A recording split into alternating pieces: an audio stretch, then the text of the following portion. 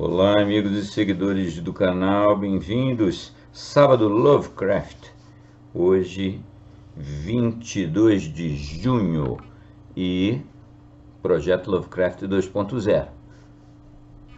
Mas antes disso, aqui, como sempre, me apresentando Vitor Machado, dando boas-vindas a vocês ao canal Vitor Man, Literatura Fantástica e de Terror.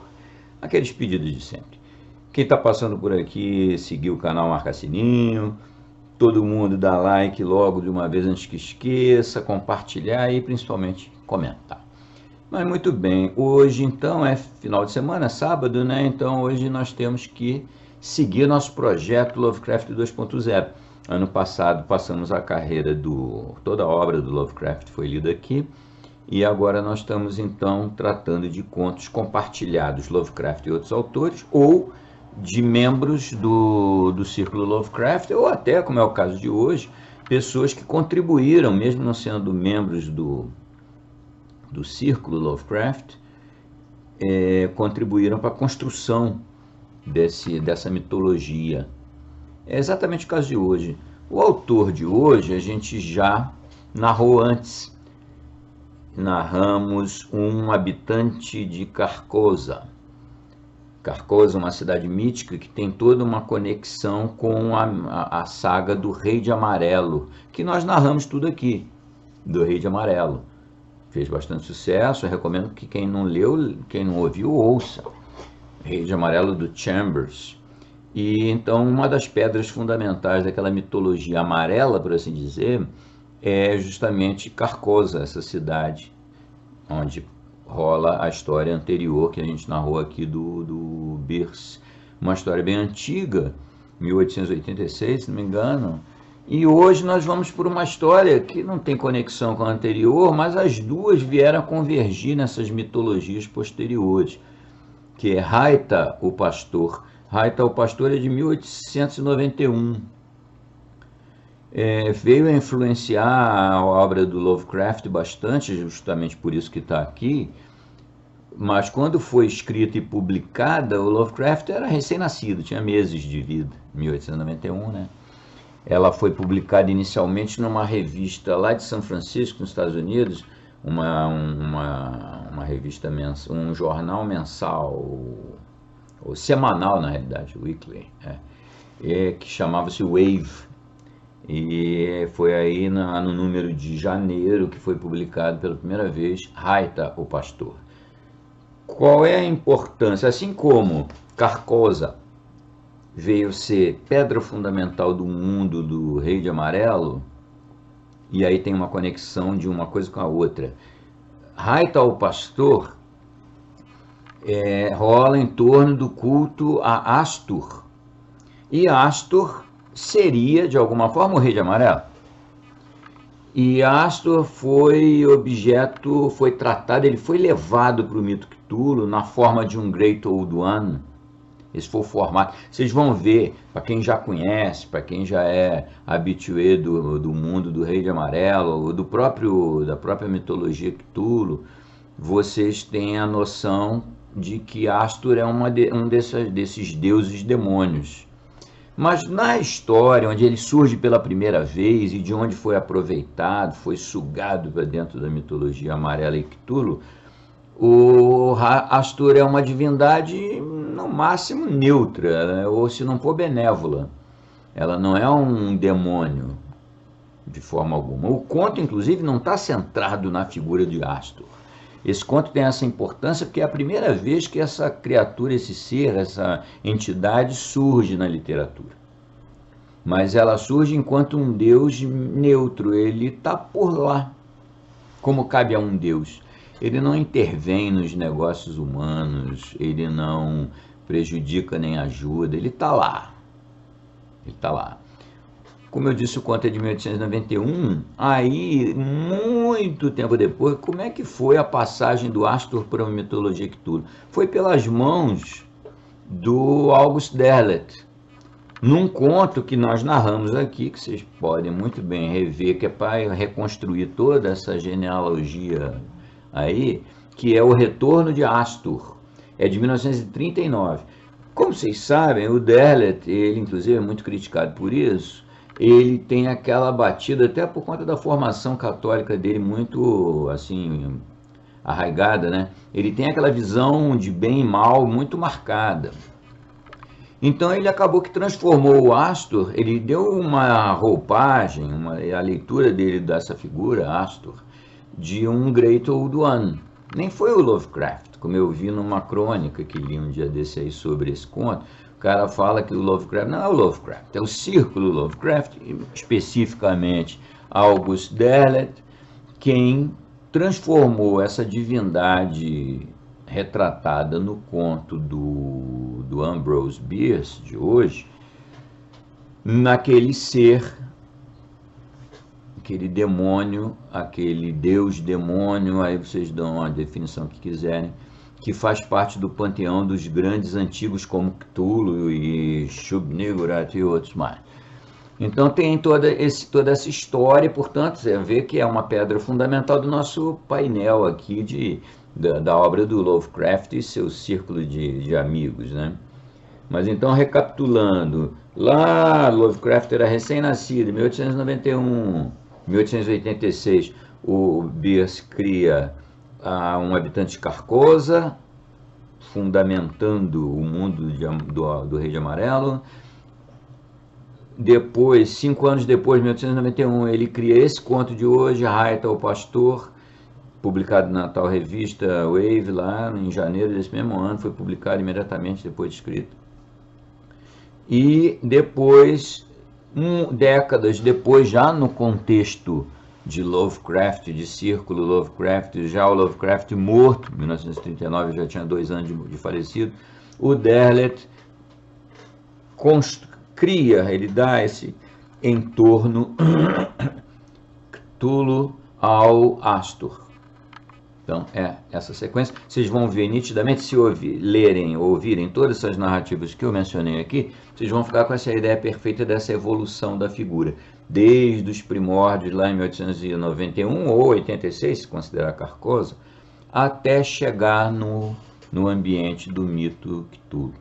Mas, curiosamente, de que trata o conto Raita, o Pastor, que tem o Astor como Deus que preside toda a história? É um conto sobre a felicidade, coisa interessante. Ele é muito poético, muito legal, muito suave, muito bacana, vale a pena ouvir. Não esperem nenhum horror tipo Cthulhu, não é nada disso. Nem do Retorno de Astor, nem do Rei de Amarelo, nada do tipo. Tem essa relação que eu tentei descrever aqui. Espero não ter sido confuso, é porque essas conexões atravessadas, elas são mesmo complexas, né? Não são confusas, mas são complexas. Era isso que eu tinha para falar para vocês hoje. Espero que vocês curtam. Raita, o Pastor, 1891, Ambrose Bierce. Raita, o Pastor, Ambrose Bierce, 1891. No coração de Raita, as ilusões da juventude não foram suplantadas por aquelas da idade e da experiência. Seus pensamentos eram puros e agradáveis, pois sua vida era simples e sua alma desprovida de ambição. Ele levantava com o sol e saía para orar no santuário de Astur, o deus dos pastores, que ouvia e ficava satisfeito. Depois do cumprimento desse rito religioso, Raita abria o portão do curral e, com animada disposição, guiava seu rebanho para o campo, comendo sua refeição matinal de coalhada e bolo de aveia, enquanto caminhava, ocasionalmente parando para pegar algumas frutas, frias com o orvalho, ou para beber das águas que vinham das colinas para se juntar ao rio no meio do vale e serem levadas adiante com ele, para onde ele não sabia. Durante o longo dia de verão, enquanto suas ovelhas aparavam a boa grama que os deuses haviam feito crescer para elas, ou quando permaneciam ruminando com suas pernas dianteiras dobradas sob seus peitos, Raita, reclinado à sombra de uma árvore ou sentado sobre uma pedra, tocava tão doce a música em sua flauta pastoril que, às vezes, do canto de sua visão, ele tinha relances acidentais de divindades silvestres secundárias, que se inclinavam do matagal para ouvir, mas se ele as olhasse diretamente, elas desapareciam. Disto, pois ele deveria estar pensando se não se tornaria uma de suas próprias ovelhas, ele esboçou a solene conclusão de que a felicidade pode vir se não for buscada, mas se procurada, nunca será vista. Pois, depois de adorar Astur, que nunca se revelava, o que Raita mais valorizava era o interesse amigável de seus vizinhos, os imortais tímidos das matas e dos rios. Ao anoitecer, ele guiava seu rebanho de volta ao curral, verificava se o portão estava seguro e se retirava para sua caverna para uma refeição leve e para os sonhos. Assim passava sua vida, um dia como o outro, exceto quando as tempestades expressavam a ira de um deus ofendido. Então Raita se escondia em sua caverna, sua face escondida em suas mãos, e rezava para que apenas ele pudesse ser punido por seus pecados e para que o mundo fosse salvo da destruição. Às vezes, quando havia chuva intensa e o rio transbordava, obrigando-o a impelir seu rebanho aterrorizado para o planalto, ele intercedia pelas pessoas nas cidades, que, como lhe disseram, habitavam no prado além das duas planícies azuis que formavam a passagem de seu vale. É gentil de tua parte, ó Astur, assim ele orou, me dar montanhas tão próximas à minha moradia e ao meu curral, que eu e minhas ovelhas possamos escapar dos temporais ameaçadores. Mas o resto do mundo tu mesmo deves resgatar de alguma maneira que desconheço, ou eu não mais o idolatrarei. E Astur, sabendo que Raita era um jovem que mantinha sua palavra, poupou as cidades e desviou as águas para o mar. Deste modo ele viveu desde quando podia recordar. Ele não poderia conceber corretamente qualquer outro modo de existência. O eremita santo que residia no topo do vale, a 1 hora de distância, de quem ele ouvira as histórias das grandes cidades onde residiam pessoas, pobres almas, que não tinham ovelhas, não lhe informou sobre aquele tempo antigo, quando, assim raciocinou, ele deveria ser jovem e indefeso como um cordeiro. Foi pensando nesses mistérios e maravilhas e naquela mudança horrível para o silêncio e a decadência que ele tinha certeza que algum dia deveria vir até ele, como ele vira chegar a tantos de seu rebanho, como vinha a todas as coisas vivas, exceto aos pássaros, que Raita, pela primeira vez, se tornou consciente de como miserável e sem esperança era seu destino. É necessário, ele disse, que eu saiba de onde e como eu vim, pois como pode alguém cumprir suas obrigações a menos que seja capaz de julgar o que elas são pela maneira na qual estava incumbido delas? E qual contentamento eu posso ter quando não sei quanto tempo isso vai durar? Talvez antes de outro sol eu possa estar mudado, e então o que será de minhas ovelhas? O que, de fato, será de mim? Ponderando sobre essas coisas, Raita se tornou melancólico e taciturno. Ele não falava mais alegremente com seus rebanhos, nem seguia com entusiasmo para o santuário de Astur. Em cada brisa ele ouvia sussurros de divindades malignas, cuja existência, pela primeira vez, ele observava. Cada nuvem era um presságio significando desastre, e a escuridão era cheia de pavores. Sua flauta, quando aplicada a seus lábios, não oferecia melodia, mas uma lamentação sombria. As deidades silvestres e ribeirinhas não mais se aglomeravam no matagal para ouvir, mas fugiam do som, o que ele percebia pelas folhas mexidas e flores curvadas. Ele relaxou sua vigilância e muitas de suas ovelhas fugiram para as colinas e se perderam. Aquelas que permaneceram tornaram-se magras e doentes pela falta de boa pastagem, pois ele não mais a procurava para elas, mas as conduzia dia após dia para o mesmo local, por meio de simples abstração, enquanto se intrigava com a vida e a morte, já que sobre a imortalidade ele nada sabia. Um dia, enquanto cedia às mais sombrias reflexões, ele de repente saltou da pedra onde estava sentado e, com um gesto determinado da mão direita, exclamou: Não serei mais um suplicante pelo conhecimento detido pelos deuses. Deixe-os tomar conta disso, que não me fazem mal. Farei meu dever da melhor maneira possível, e, se eu falhar, de acordo com as suas próprias cabeças, que assim seja. De repente, enquanto ele falava, um grande brilho caiu sobre ele, fazendo-o olhar para cima, pensando que o sol irrompera através de uma fenda nas nuvens. Mas não havia nuvens. Não mais do que a distância de um braço estava uma bela donzela. Tão bela ela era que as flores próximas a seus pés dobraram suas pétalas em resignação e curvaram suas cabeças em sinal de submissão. Tão doce era seu olhar que os beija-flores se aglomeravam em seus olhos, projetando seus bicos sedentos quase para dentro deles, e as abelhas selvagens estavam próximas a seus lábios. E tal era seu brilho que as sombras de todos os objetos permaneciam divergentes de seus pés, girando enquanto ela se movia. Raita estava extasiado. Levantando-se, ajoelhou-se diante dela em adoração, e ela colocou sua mão sobre sua cabeça. Venha, ela disse com uma voz que possuía a música de todos os sinos de seu rebanho.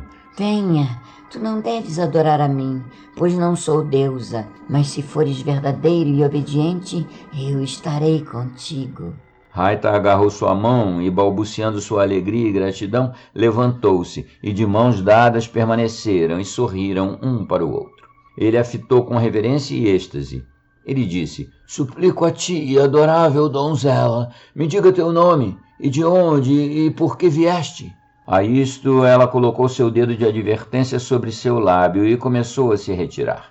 Sua beleza passou por uma alteração visível que o fez tremer, sem saber por quê, pois ela ainda estava bonita. A paisagem estava escurecida por uma sombra gigante que deslizava através do vale com a velocidade de um predador. Na obscuridade, a figura da donzela se tornou escura e indistinta, e sua voz parecia distante enquanto ela dizia, em um tom de triste reprimenda: presunçoso e ingrato jovem, devo então deixar-te tão cedo? Nada faria, mas tu precisas rapidamente quebrar o pacto eterno? Inexpressivamente aflito, Raita caiu de joelhos e implorou a ela que ficasse. Levantou-se e buscou-a na escuridão mais profunda. Correu em círculos, chamando-a alto, mas tudo em vão. Ela não estava mais visível, mas fora da escuridão ele ouvia sua voz dizendo: não, tu não me terás de procurar. Vá para a tua obrigação, incrédulo pastor, ou nunca mais nos encontraremos. A noite caíra. Os lobos uivavam nas colinas e as ovelhas aterrorizadas aglomeravam-se aos pés de Raita. Com as ocupações da hora, ele esqueceu seu desapontamento, guiou suas ovelhas ao curral e, dirigindo-se ao lugar de adoração, despejou seu coração em gratidão a Astur por permiti-lo salvar seu rebanho. Então retirou-se para sua caverna e dormiu. Quando Raita acordou, o sol estava alto e brilhava dentro da caverna, iluminando-a com grande glória. E lá ao seu lado estava a donzela. Ela sorriu para ele com um sorriso que parecia ser música de sua flauta. Ele não ousou falar, temendo ofendê-la como antes, pois não sabia o que poderia se aventurar a dizer. Por quê? Ela disse: tu fizeste tua obrigação pelo rebanho e não te esqueceste de agradecer a Astur por satisfazer os lobos da noite? Venho a ti de novo. Tu me aceitarás como companhia? Quem não te aceitaria para sempre? Respondeu Raita. Oh, nunca me deixes de novo até eu mudar e me tornar silencioso e imóvel. Raita não conhecia uma palavra para a morte. Eu gostaria de fato, ele continuou, que tu fosses do meu próprio sexo, que nós pudéssemos lutar e disputar corridas e assim nunca nos cansarmos de estar juntos. A essas palavras a donzela levantou-se e saiu da caverna. E Raita, saltando de seu leito de ramos perfumados para ultrapassá-la e detê-la, observou para seu espanto que a chuva caía e o rio no meio do vale transbordava. As ovelhas baliam em horror, pois as águas em ascensão haviam invadido seu curral, e havia perigo para as cidades desconhecidas do prado distante. Passaram-se muitos dias até que Raita visse a donzela novamente. Um dia ele retornava do topo do vale, para onde levara leite de ovelha e bolo de aveia e frutas para o eremita santo, que era velho e fraco demais para prover a si mesmo com comida. Pobre velho, ele disse com voz alta enquanto se arrastava ao longo do caminho para casa. Retornarei amanhã e o carregarei em minhas costas para minha própria residência, onde posso cuidar. Sem dúvida foi por isso que Astur cuidou de mim por todos esses anos e me dá saúde e força. À medida que ele falava, a donzela, vestida em vestuários brilhantes, o encontrou no caminho com um sorriso que tirou seu fôlego. Eu vim novamente, ela disse, para morar contigo, se tu queres agora me ter, pois ninguém mais terá. Tu podes ter adquirido sabedoria e queres me ter como eu sou e não te importas em saber. Raita jogou-se a seus pés. Belo ser, ele gritou, se tu apenas condescenderes a aceitar toda a devoção do meu coração e alma, depois de Astur ser servido, ela será tua para sempre. Mas, ai de mim, tu és caprichosa e voluntariosa. Antes do sol de amanhã posso perder-te novamente. Prometas, eu te imploro, que por mais que em minha ignorância eu possa ofender, tu me perdoarás e permanecerás sempre comigo. Mal ele havia terminado de falar e um bando de ursos surgiu das colinas, correndo em direção a ele com bocas sanguinárias e olhos ardentes. A donzela novamente desapareceu e ele virou-se e fugiu por sua vida. Ele não parou até estar na cabana do eremita santo, para onde partira. Barrando rapidamente a porta contra os ursos, ele se lançou ao chão e chorou. Meu filho, disse o eremita de seu leito de palha recentemente colhida àquela manhã pelas mãos de Raita. Não parece que tu choras por causa de ursos. Conta-me qual o pesar que te sobreveio. Que a idade avançada pode cuidar das dores da juventude com tantos bálsamos quanto possui de sabedoria. Raita contou tudo a ele, como por 3 vezes ele encontrara a donzela radiante e por 3 vezes ela o deixara miserável. Ele relatou minuciosamente tudo o que se passara entre eles, não omitindo palavra do que havia sido dito. Quando ele terminou, o eremita santo fez silêncio por um momento e então disse: Meu filho, escutei tua história e conheço a donzela. Eu mesmo a vi, como muitos. Saiba então que o nome dela, que ela nunca te permitirá perguntar, é Felicidade. Tu disseste a verdade a ela, que ela é caprichosa, pois impõe condições que o homem não pode satisfazer, e o delito é punido com deserção. Ela vem apenas quando não procurada, e não será questionada. Uma manifestação de curiosidade, um sinal de dúvida, uma expressão de apreensão e ela vai embora. Por quanto tempo a tiveste em qualquer momento antes que ela fugisse? Apenas um único instante, respondeu Raita, corando com vergonha a confissão. Toda vez eu a afasto em um instante. Jovem infeliz, disse o eremita santo. Se não fosse tua indiscrição, tu poderias tê-la tido por 2. Fim.